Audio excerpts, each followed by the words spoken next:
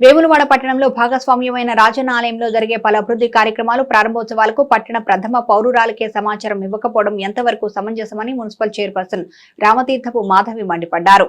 సోమవారం రాజన్న ఆలయంలో బ్రేక్ దర్శనాన్ని ప్రారంభిస్తుండగా మున్సిపల్ పాలక వర్గానికి సమాచారం ఇవ్వకపోవడాన్ని ఆమె తప్పుపడుతూ ఈవో కార్యాలయం ముందు బైఠాయించి నిరసన కార్యక్రమం చేశారు. అనంతరం ఆమె మాట్లాడుతూ ఆలయంలో జరిగే అభివృద్ధి కార్యక్రమాల్లో ఎలాంటి సమాచారం ఇవ్వడం లేదని మండిపడ్డారు. పట్టణ ప్రథమ పౌరురాలకి కూడా కనీసం గౌరవం ఇవ్వకపోవడం దురదృష్టకరమని అన్నారు. బీజేపీ జిల్లా అధ్యక్షుడు ప్రతాప రామకృష్ణ మాట్లాడుతూ ఆలయాలు వ్యాపార కేంద్రాలుగా మారుతున్నాయని మండిపడ్డారు.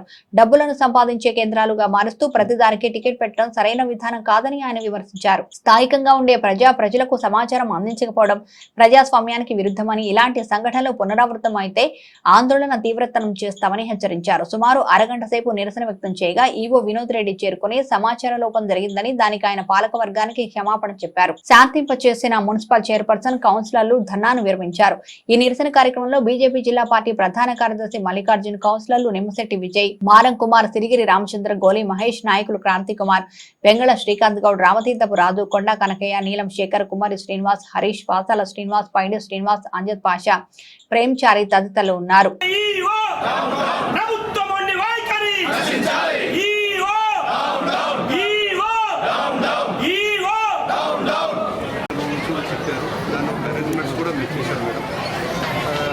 నేను సాయంత్రం ఎమ్మెల్యే గారి దగ్గరికి వెళ్ళినప్పుడు ఎమ్మెల్యే గారు రేపు మార్నింగ్ బ్రేక్ దర్శనం రిట్రీవ్ చేద్దామని చెప్పి సార్ 6 గంటలకు మెసేజ్ చెప్పించి నేను వాట్సాప్లో చూసాను. ఓకే చేసిన తర్వాత ప్రెస్ నోట్ రిలీజ్ చేశాను.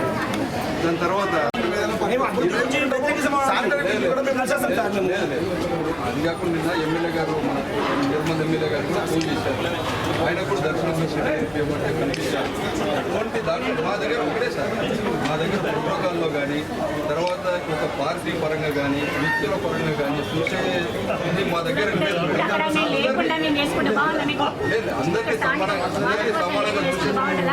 సమానంగా చూస్తాము. ఇప్పటి నుంచి ఇప్పటివరకు జరిగిపోయింది జరిగిపోయింది. ఈ రోజు నుంచి మీకు ఎటువంటి సమస్య రాకుండా మీకు మీ గౌరవాన్ని ఇచ్చే బాధ్యత ఎంపీ గారికి చెప్పినట్టు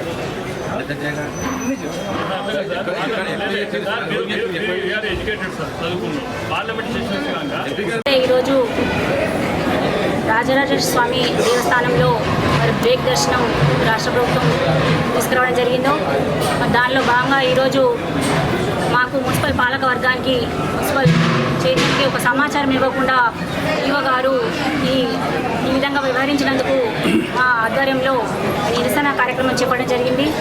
మరి ఈరోజు ఈ విధంగా నిరసన కార్యక్రమం చేపట్టినందువల్ల మరి వారు అంటే గతంలో కూడా అధికారిక కార్యక్రమాలు ఏవి జరిగినా రేపు 2-3 సార్లు కార్యక్రమాలు జరిగినా మాకు సమాచారం ఇస్తలేరు.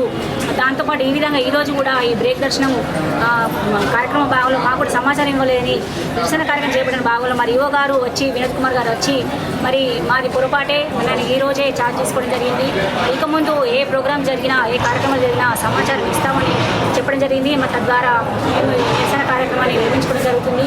మరి పట్టణ ప్రజలకు ఒకటి తెలియజేయడం అంటే ఇప్పుడు వచ్చినటువంటి రాష్ట్ర ప్రభుత్వం ప్రజాపాలన చెప్పుకుంటుంది కానీ ఆచరణలు మాత్రం ఉంచడం లేదు. మరి ఈ ప్రజాపాలనలో అధికారులను, నాయకులను, ప్రజాప్రతినిధులను అందరినీ కలుపుకపోతేనే ఒక ప్రజాపాలన అవుతుంది. మరి ఈ ప్రభుత్వాలలో ప్రతి ఒక్కరికి కూడా అంటే ఇక్కడ ఉన్నటువంటి స్థానికంగా ఉన్నటువంటి నాయకులకు, ప్రజలకు సమాచారం ఇస్తే మరి కలిసికట్టుగా అభివృద్ధిలో మనందరూ కూడా భాగస్వామ్యం ఏదో సందర్భంగా తెలియజేసుకుంటూ మరి కలిసి పనిచేద్దాం. ఎలక్షన్ల వరకే రాజకీయాలు ఉండాలి. నేను చాలా బాగా పనిచేస్తాను, దాన్ని కలుపుకొని పనిచేస్తాను ముఖ్యమంత్రి గారు చెప్తాను. మరి అధికారులకు ఇచ్చే ఆదేశాలే మొత్తం అయితే లేదు. పార్లమెంట్ సెషన్స్ నడవంగా ముహూర్తాలే పెట్టుకోవాలి. మళ్ళీ ముహూర్తం పెట్టేసాడు.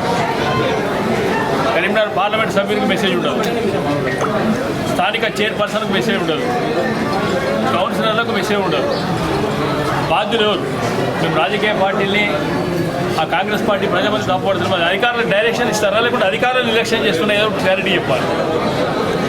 మరి అది చెప్పకుండా ఓ రకంగా అవమానం జరిగితే ప్రొటెస్ట్ చేయడానికి ప్రతిపక్ష పార్టీలో ఒకసారి కొన్ని రోజులు ఉంటాం, కొంతమంది అధికార పక్షం కొన్ని రోజులు ఉంటారు కావచ్చు. కానీ దేవాలయం అభివృద్ధి కోసం ఇక్కడున్న ప్రజలు అనేక రకాల త్యాగాలు చేశారు. మరి ఇక్కడున్న ప్రజాపతులకు గిట్ట ఒకవేళ ఇన్సల్ట్ అవమానం చేస్తే అది కేవలం ఎలక్ట్ అయిన ప్రజాప్రతినిధులు చేసినట్టు కాదు, యావత్ మున్సిపల్ పాలక వర్గాన్ని లేకుంటే ప్రజాప్రతినిధుల్ని లేకుంటే మొత్తం గ్రామ ప్రజలు ఆవేశం భావిస్తాం.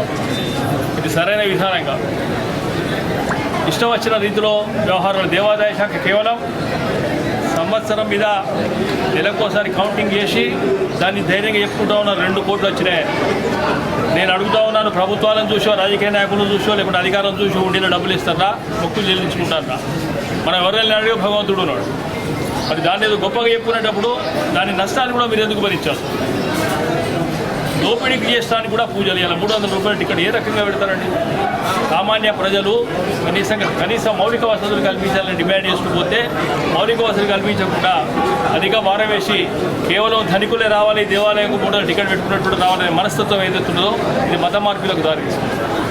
మరి హిందువులల్లో అనేక్యత ఏదైతున్నదో కేవలం భగవంతుని మొత్తం డబ్బులు ఇస్తాం మీరు పోవాలి అనే విధానం కరెక్ట్ కాదు. ఈరోజు కూడా మార్నింగ్ చెప్తే అసలు లోకల్లో చెప్తా అని చెప్తా ఉన్నారు. టైం వాళ్ళు లోకల్ పీరియడ్ ఏది లేదు, ఎక్కడ కూడా బాగా నిర్లక్ష్యం జరుగుతూ ఉంది. కనుక ఈ పెంచిన ధరలు కూడా వెంటనే తగ్గించాలి.